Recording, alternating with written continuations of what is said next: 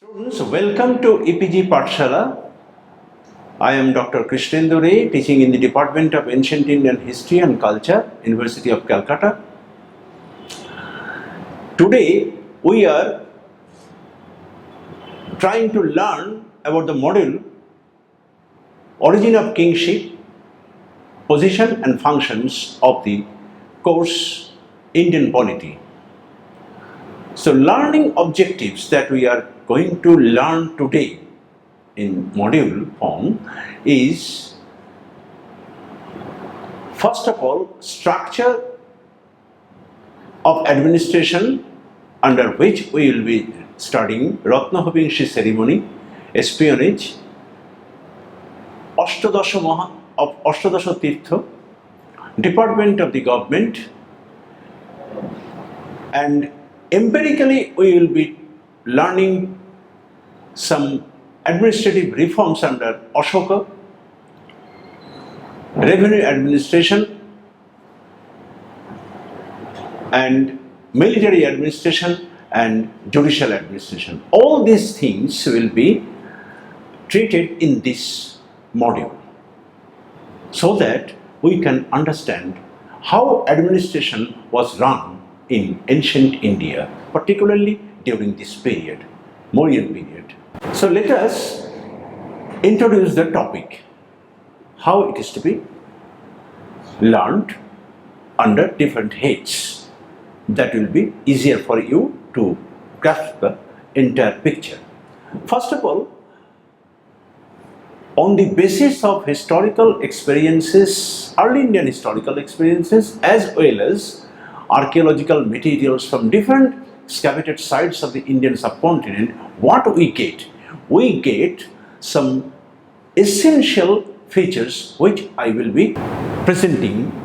First of all, growth of human settlements as evident by the Mohenjo-daro, etc., Mehergarh, etc. Appearance of the chief. Gradually, the people came under the chief or lordship so that they could lead a disciplined life, and that's why they necessitated the existence of a chief. That's why we get the appearance of the chief. Next thing, number 3, Raja.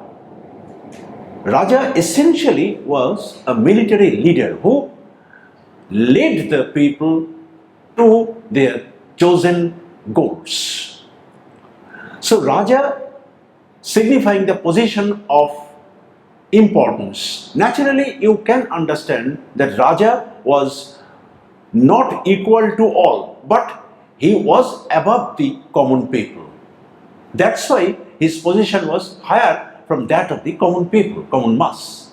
Then what we get? We get Gopati to Bhupati, another significant expression in which we read that the chief who was once the lord of the or owner of the cattle wealth now became the owner of a territorial land, a territory, Bhupati, lord of the territory of the land. Then what we get? The sovereign king. It's a very, very theoretical concept. There was no sovereign king, always multiple kings, and that's why historically we get multiple kings and their territorial kingdoms as represented in the Mahajanapadas of 6th century BC. The establishment of communications, actually what the king did, king always tried to communicate or establish communication with not only with the common people but also with those with whom he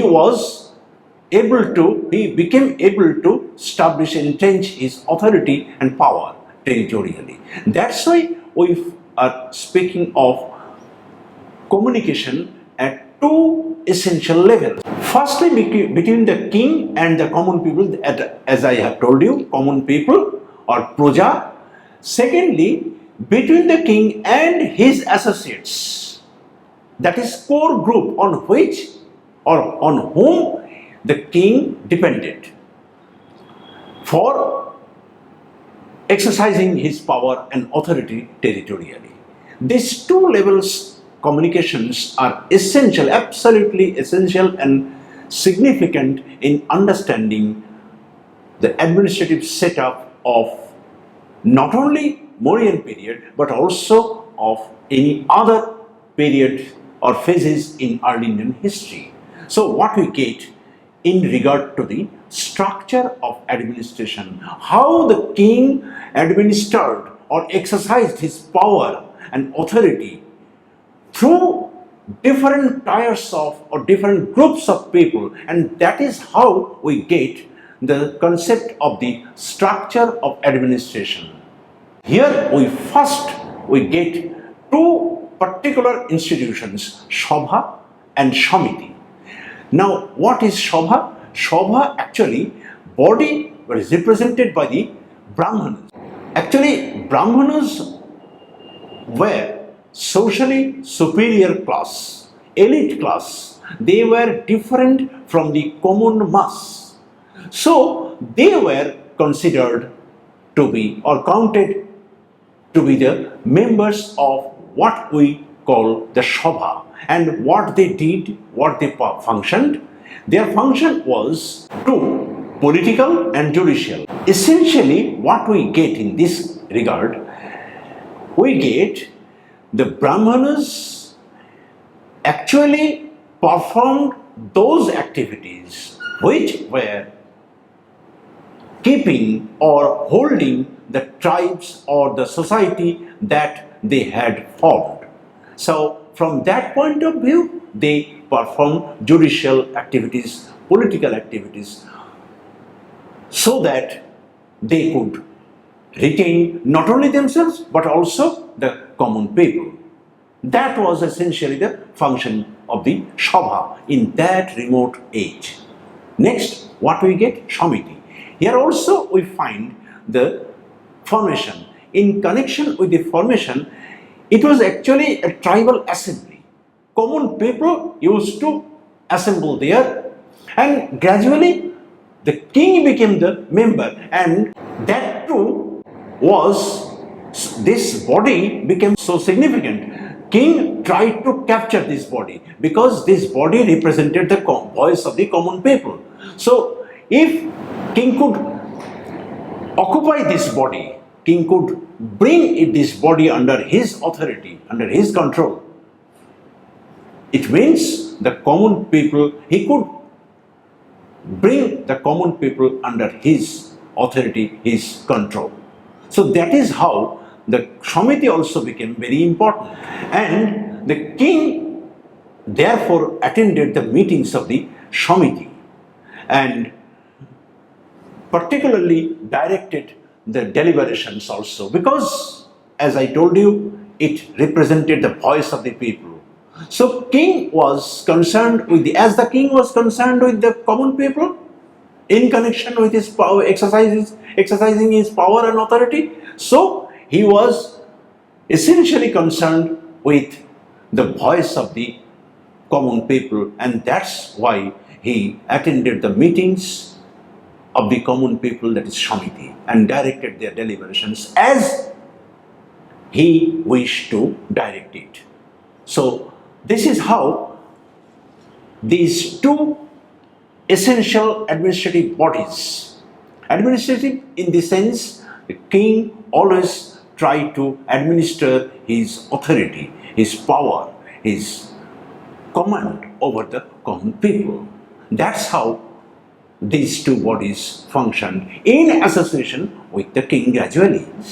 So what we actually derive from these two bodies, Sabha and Samiti, get one essential information, that king always tried to establish connection with the people, not all the people, and from those people he gradually chose some important persons who have been described in different texts as the Rotnins, that is precious gems, who are most important, that is who form the core of the king, on whom the king depended, and that's why they have been called the Rotnins. Rotnin and king relation, the relation between the Rotnins and the king was ritually established. And that's why the ritual that was performed has been called the Rotnohabingshi ceremony. This is our next point, Rotnohabingshi ceremony. The king considered them as very, very important from the administration of his authority. So from those Rotnins, some were further chosen as Omattos. This is another body, Omattos. What we get, Omattos? It is said that the word Omatto means near or with. Very clear. Those were Omattos who were near the king or always with the king, naturally in connection with the exercise of the king's power and authority territory.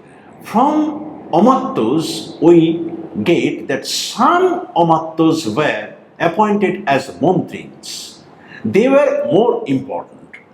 So, students, you gradually see that the king always tried to choose some important persons, and gradually some important persons were gaining position along with the position of the king. They became important.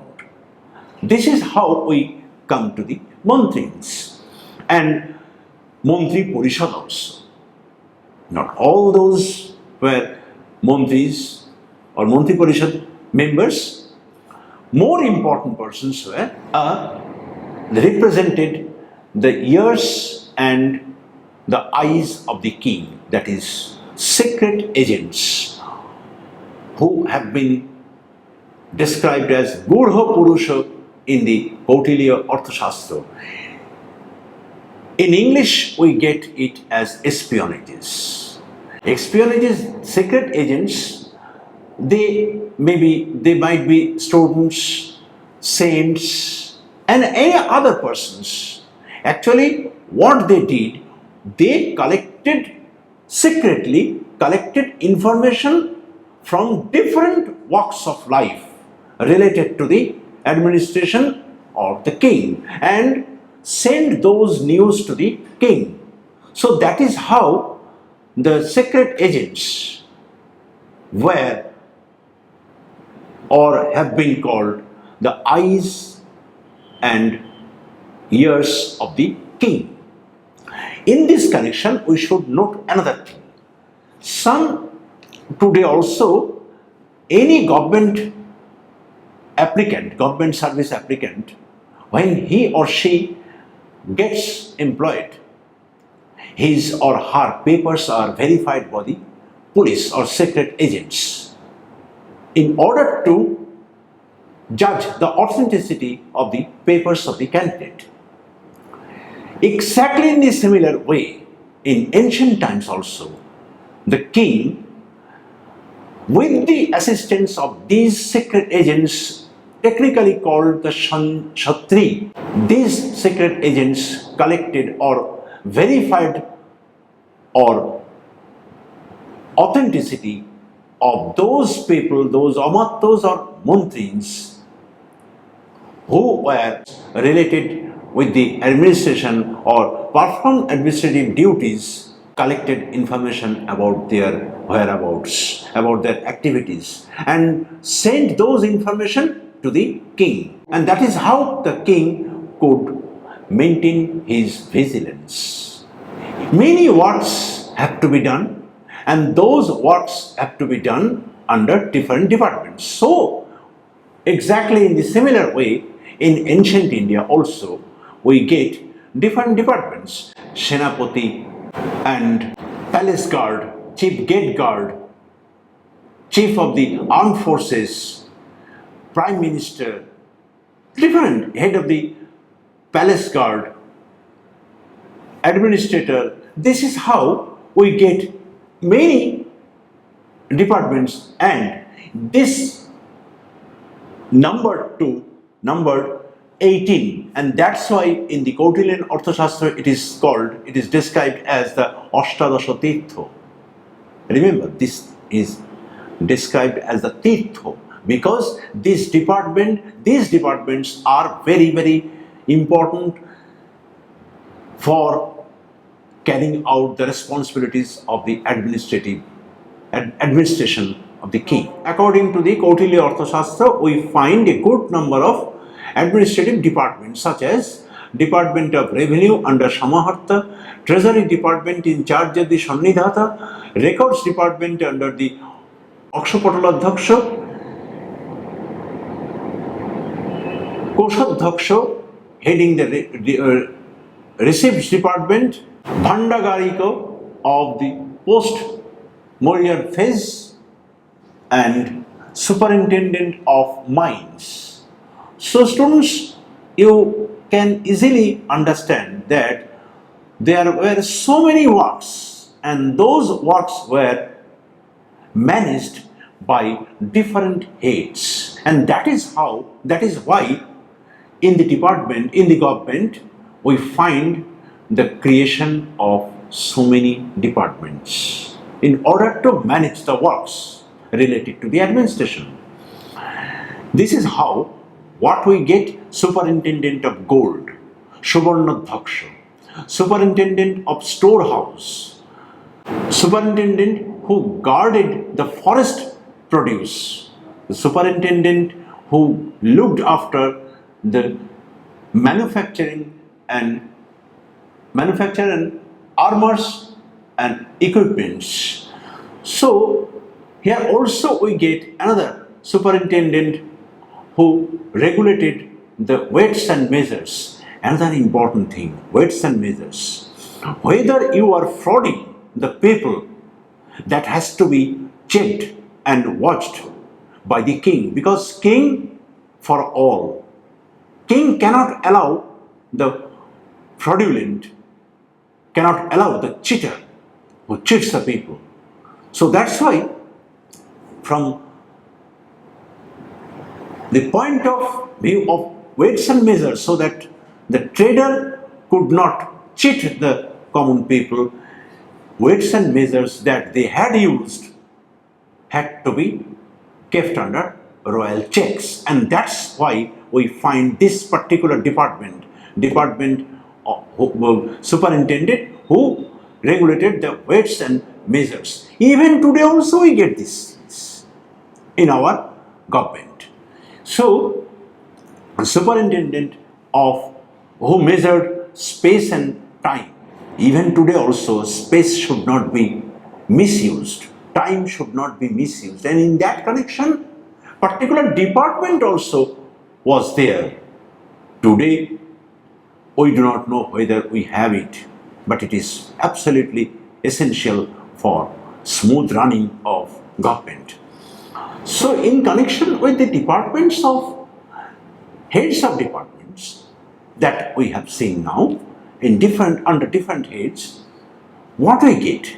We get that there were many varieties types of administrative jobs and works, responsibilities, which had to be discharged for the interest of the common people, and those activities were performed by different heads, and that's why in order to smooth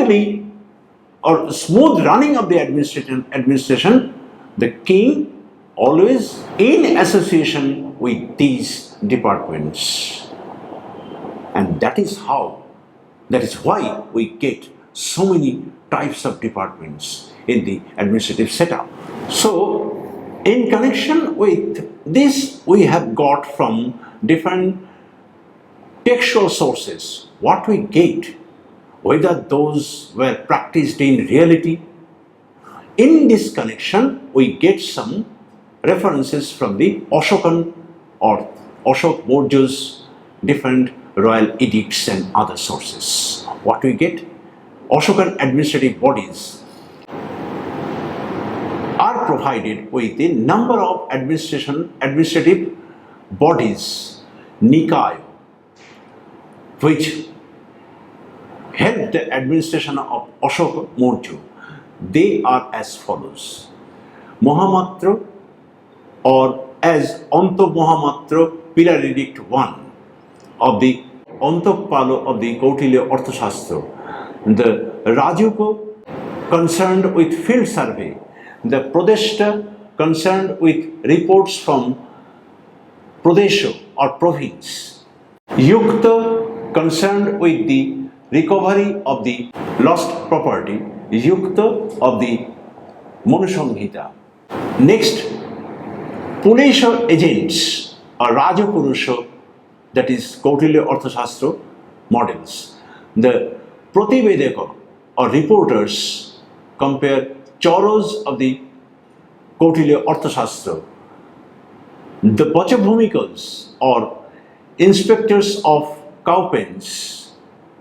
This is how in Ashokan times also we get certain administrative bodies who manage the administrative affairs. Smooth running administration also requires some revenues.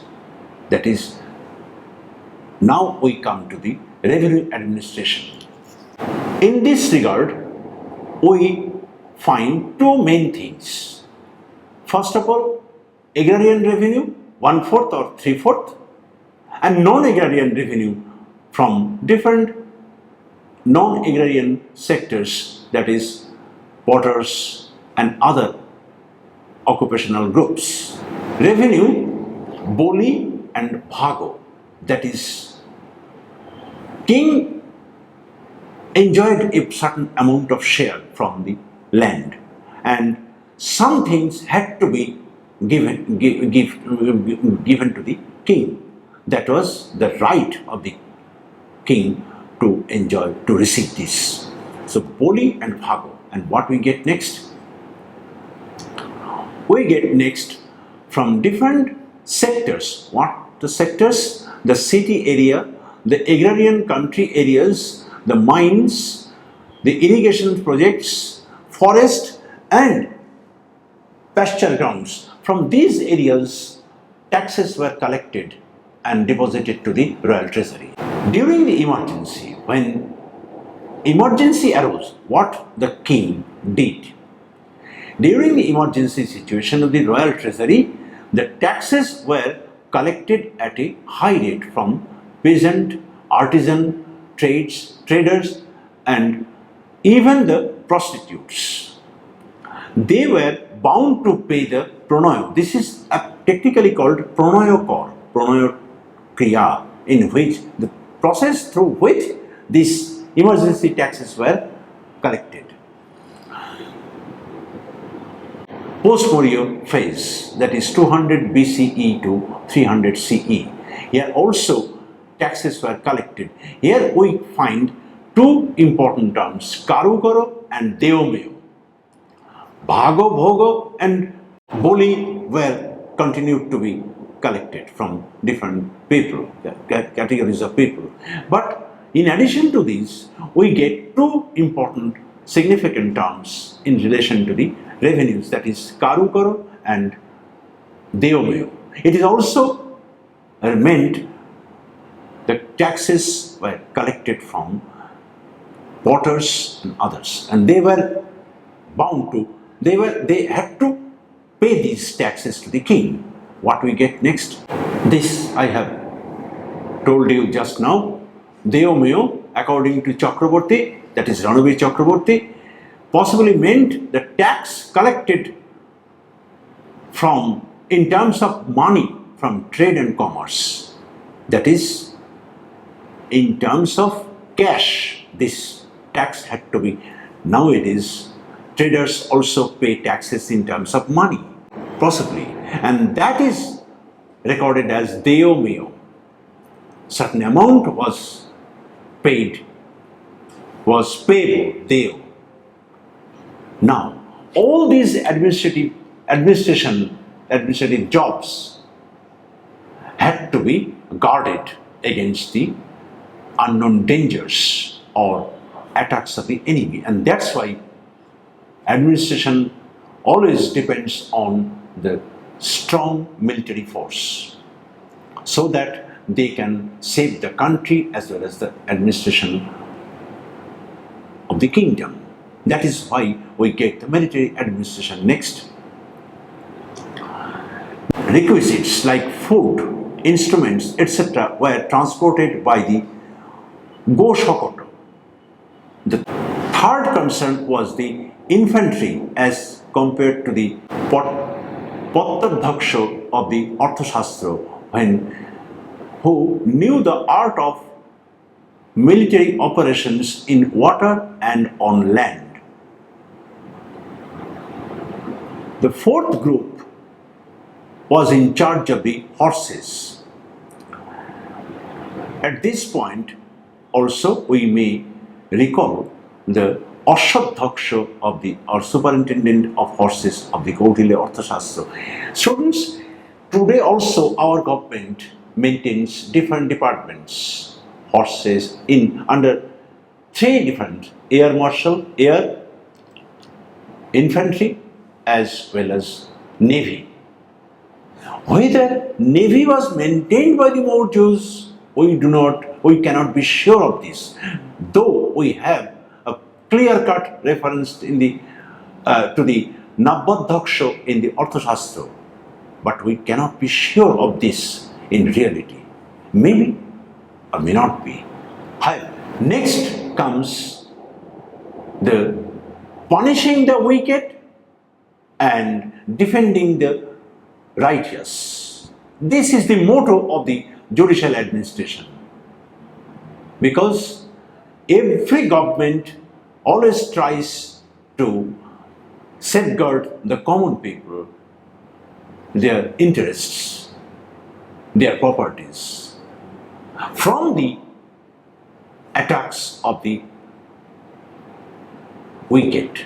So that is why the king always maintains a judiciary system, so that he can ensure the peace of the common people, because he is for all. So what we get in nutshell, let us see that summary. What we get in a nutshell: humans have felt the necessity of having for them a capable individual for their security or protection, development and progress. So the individual who has been able to lead the people to satisfy their needs of life has been designated as the chief or king. The leader with his associates has established communication with the other people living in different parts of a particular geographical territory. Then the king has politically organized his territorial kingdom, organizing the different parts of the kingdom in turn necessitated the establishment of administration in different forms in accordance with the circumstances, in accordance with the established rule of law. The king, who with his core persons has made this institution of administration politically, economically and socially so effective as to consolidate his power and authority and right over the resources of the kingdom. In doing so successfully, the king has instituted the organization of military administration and the system of collecting revenues. Along with these measures, the king has also kept the administration under his watch through the eyes and ears of the secret agents. He has established the rule of law. So if you think something more in this regard, so you are requested to go through the e-text and the books reading list that I have provided. These will provide you more information about this particular aspect of Indian polity, early Indian polity. Thank you.